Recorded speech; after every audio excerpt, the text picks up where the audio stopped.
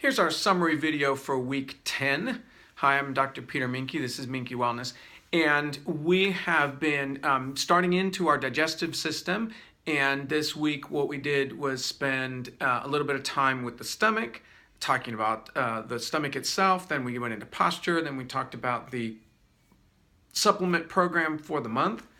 Then we talked about how to safeguard our digestion regarding restaurant eating, and then we talked a little bit about the liver. So I'm going to go over those 5 videos just briefly, and I'm not going to be able to cover all of that, obviously, but it's just as an overview. And then if you would like to learn more about each of those, you can look below for the links on each of those videos. So we started off with the stomach as a specialized form of the tube. We've been talking about the digestive tube that goes from mouth to anus, and if we follow that tube down, we go down the esophagus and then into the stomach. So the stomach itself is a very specialized part of the tube, but it has some unique features. And of course, we talked initially about the sphincter and the control of the sphincter, and that becomes really important when we talk about posture. So we'll talk about that in a minute.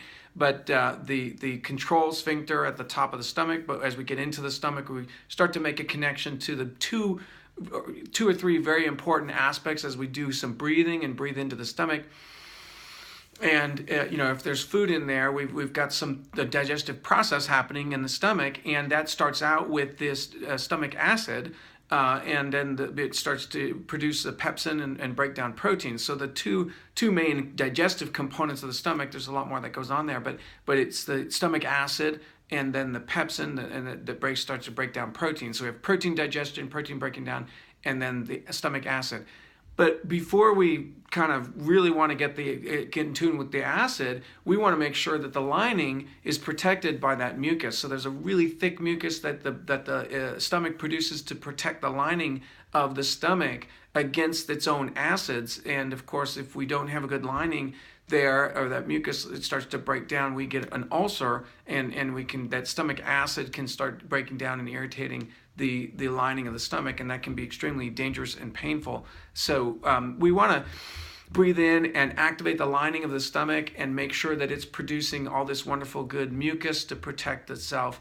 And so we can breathe in and activate the lining of the stomach, and recognizing that the stomach has all kinds of folds, and if you expand it out, the surface area is quite large, and so it's not just a simple smooth lining. It's actually got all these folds and folds and folds, and increasing surface area. So one of the things we can do to help our digestion in terms of our stomach is to chew the food. We've got to break that food down into smaller pieces and make sure we chew properly. And then as we go in and activate the stomach, the lining, and then once we have that good protective mucus cover, we can now stimulate digestive enzymes, the acids, stimulate production of stomach acid, and then the production of the enzymes as well.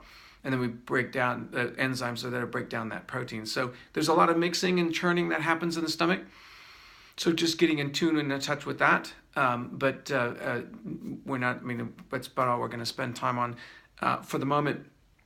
And recognize that the stomach as an organ, it has a postural component. And so we talked about that the second day and talked about the sitting posture. I'm not going to show you all that. But basically that if we sit at our desk typing with our shoulders up, then we're going to actually create a lot of downward pressure and potentially put so much pressure against the top of the stomach that we end up with a hiatal hernia, where the stomach starts to pooch through the lining of the diaphragm, and that's a bad thing. And what ends up happening is that the sphincter doesn't close properly, and we get stomach acid splashing back up into the esophagus, and then we have very irritated esophagus. So we definitely want to make sure that we have good postural sitting posture.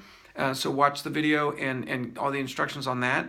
And in that video link, if you click through on there, you'll find more information about the Aston patterning model that we operate from.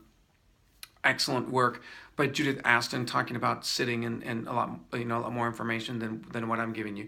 But at a basic level, we want to keep our pelvis slightly higher than our knees, and allow this to open up. And what this does is not only does it take pressure off of the stomach from the standpoint of the diaphragm, but it also gives the support to the neck and mouth and jaw, so that when we're chewing, we're not affecting our jaw and articulation of our bite. And so, because that can impact our digestion as well. So very important to understand that posture, sitting posture, can have a negative impact on our digestion, especially right at the beginning of how we chew, which of course dictates how well the stomach can break all that down. So those are important to understand. On the third day, we went in and talked about some of the our supplement program that we've got going on. I'm not going to show you all of that. It would just be a total repeat. But we have our basic package of Juvatone tablets for liver support, 2 of those twice a day, and then 1 digestion cleanse capsule with the Juvatone twice a day, depending if you want to alternate with the longevity capsules. We've talked about that as an option. But the basic program was the digestion cleanse capsule, and it was very soothing. It's got a lot of peppermint and anise and other things that are very, very soothing to digestion. And then, so that's that term, digest and cleanse, and very soothing and helpful. And it's designed to break open in the intestines, so it's supposed to make it through the stomach and get into the intestines and give us a nice effect, cooling effect on the digestion. And then we have the enzymes that we tried to get essential zyme. If you got those, then 3 of those before bed. If you were not able to get the essential zyme, then taking the detox zyme, 6 of those before bed, as a way to help the digestion clear out and reset, so that in the morning we drink our morning water and we're starting all clean again. And of course, one of the effects of that morning water was to wash out that stale mucus out of the stomach and to get the stomach to produce a new set of mucus. So if you're making the connection, you see, between our morning water, getting our digestion started, washing out that stale mucus, and then do a breath or 2 to stimulate the stomach mucus production, and then therefore the acid, and get all that start to get going, so that when we eat our breakfast, we're ready to digest. So that the idea is that we're starting to get all these kind of stacked together and learning how to use all of these tools as a continuous whole. We also have, as our part of our supplement program, to continue taking our sulfurzyme, important detox support, and then the longevity capsules, if we were doing those, alternating those with the digestion cleanse, and then the Juva Power powder, which was a heaping spoonful twice a day. So we continue to work with our supplement program, and keeping in mind that this is not just a supplement program. Wellness is a whole lifestyle, and you can't just supplement away our lifestyle choices, which brings us to our next video, which was the Restaurant Sabotage, and talking about how easy it is to really sabotage ourselves at the restaurant, at eating out. And one of the big problems or dangers or pitfalls of eating out is in the area of bad quality fat, and probably the single biggest problem, besides just plain bad quality food. I mean, you have to make a distinction between stuff that's just not worth eating and then other food that they're making a good attempt, but they're going to fall down on the area of fat. It's very expensive to use good quality fat. It's a difficult thing to do well in a restaurant context, and so cheese is one of those that they don't spend money on. It's very expensive to have good quality cheese, and so you don't see good quality cheese at restaurants, and especially food dishes that are slathered and smothered with a bunch of cheese. That cheese is really the lowest quality product in the entire restaurant. So it's probably one of those that you want to try to avoid eating a whole lot of cheese when you're eating out.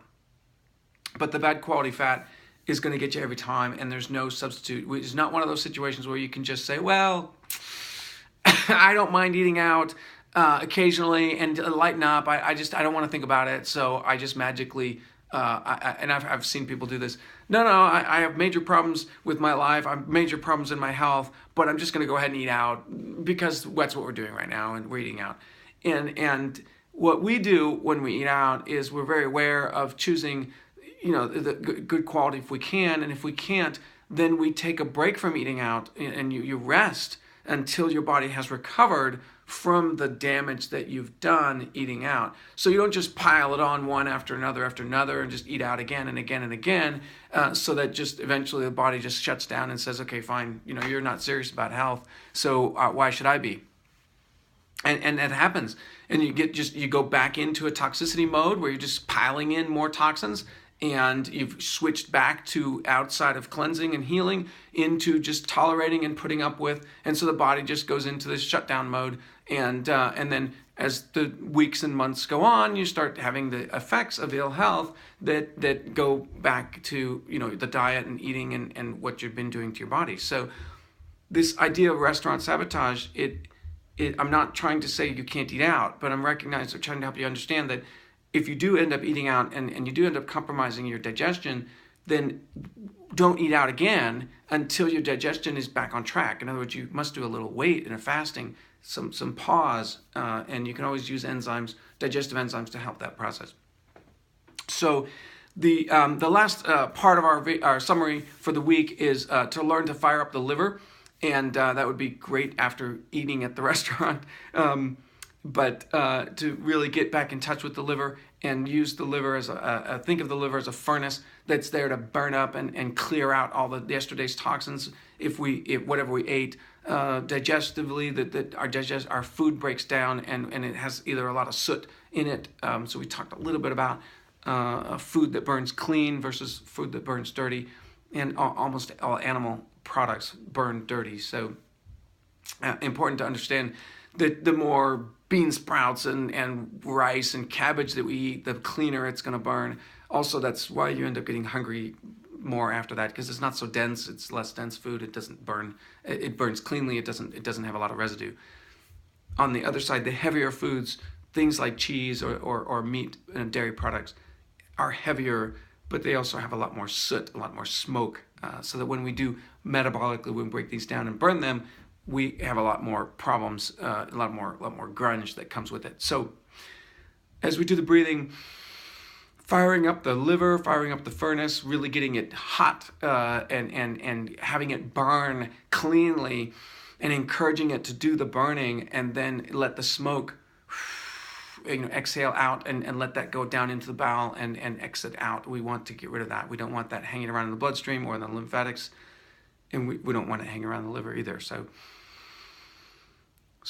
lots of different processes the liver does. We talked about a number of those. I'm not going to go over those today, but just to go back and come back into looking at the liver and as our friend, as our furnace to help burn up all this stuff. So as we go into this next week, we're going to be doing a lot more on enzymes. We'll be talking about some abdominal massage.